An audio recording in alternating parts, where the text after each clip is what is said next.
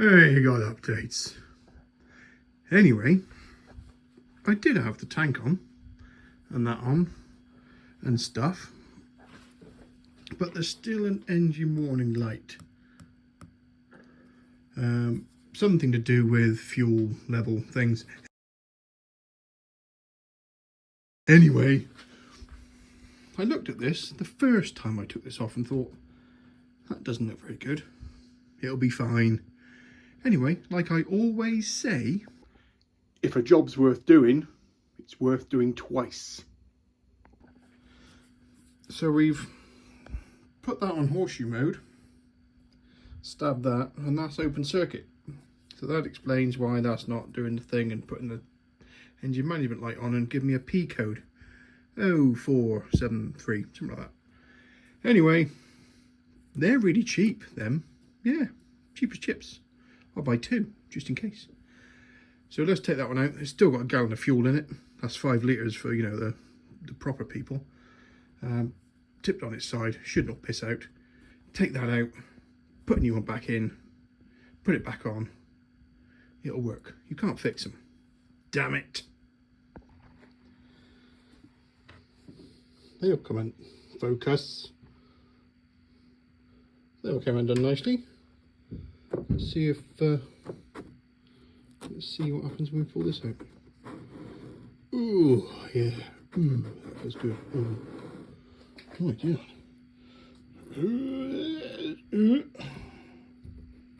Yep. Yeah, just oh my god, there's fuel pissing everywhere. Can you hear Mr. Float? Oh, come on, down. There you go. And just smack it on the side. Turn it upside down. This might fix it.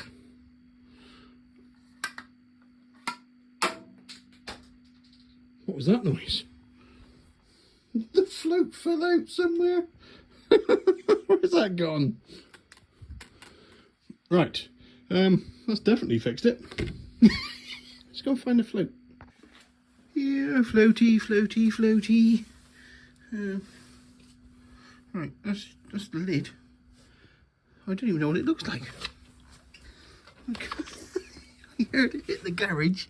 Oh my god, I spent my life crawling around looking for stuff. Bear with. Okay. Many moments later. I gave up looking over there because I heard it hit the thing. I turned around. Oh, it's there. There it is. What does that do? Oh, there's a contact. Is it a contact? Must be. That must ride up and down something inside this tube. That looks like circuit boards. We'll give it a we'll spray some BDX in there, see what happens. Bear with. Can you see me hole? Let's get the camera right for you. Anyway, down the middle you can't see it. You can just see two. There's like a load of dotted solder connections. And what I reckon happens is, that goes all the way down the bottom. What I reckon happens is, as Mr. Whoop, see that connector in the middle there? As he slides up and down him, that joins up various connectors, resistor, wire, sends the resistance down to the end. So if he hasn't been making contact, open circuit, no, no brain cells. If he's been stuck somewhere, should still read, but badly, it's probably just worn out, or it needs something. I'm going to give it something, and then give it a try. Right, we've got that one on many horseshoes, and we're getting a reading plugged in. I've got my variable float control device here. So as I pull this one up, hang on, you can't see a thing. In you go. I've changed my mind. I think these are like reed switches down through here. So like proximity sensors, so it knows where the float is. See, it's gone to 1. As I drop it down in,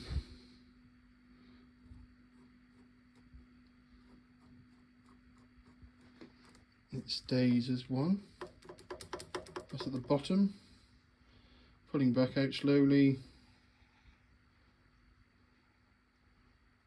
Nothing at all. Taking this one and wiggling it about. Oh, I've got it pushed hard over. Get a reading. Move it about a bit. Get a reading. Open circuit. Move it about a bit more. Think whatever that's connected to at the very bottom is bad connection, because when it has got a reading and you move it, I don't really worry about the numbers, but I'm pulling up now. Okay, it's gone to open circuit. But is that because the thing in the middle is moving? I've got my finger on it now, wiggling about. It's just not giving me a nice reading. It should be a nice linear movement all the way up. Doesn't matter what the numbers are, as long as they change as it comes up. You know, I'm not going to measure the ohms. Let the computer worry about that. But it should be a nice scale from nothing to something, or from something to something else. But always when it's here, it's something, and when it's here, it's something else. And it should be the same all the time. But it's not. So that's bollocks. Great. Yep, that's bollocks. Right. In the spirit of trying to understand how things work, I've taken the end of that off. That was bad. Bad connection. Rusted through, etc. I'm now going to put this in the vise, but I can still slide the thing up and down. You can't see where the connections are, but you know, this isn't some sort of Hollywood wide-angle shot you've got going on. You've got me in a vise and some Irwin quick grips. Anyway, notice that the horseshoe mode is on 200. And when I put the connectors on the actual connectors, I get a proper reading. Okay? 59.7 ohms. Right, because we're measuring resistance. I'm just trying to get my thumb on there, so that gives us a... Right? So the idea is that as this moves, that changes the resistance. Now, I wasn't getting that earlier. Things just come off. Bear with. It's tricky. Right. So about there is 30. So about here is 60. And about there should be 30 again. Right. Nice uniform stuff. That's working, but the connections was crap in the bottom. Down here, look. Put your things on there, works a treat. Only thing is, it's unfixable.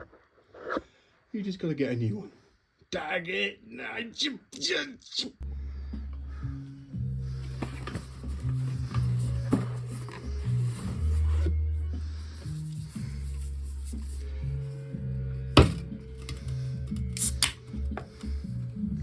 Cheers.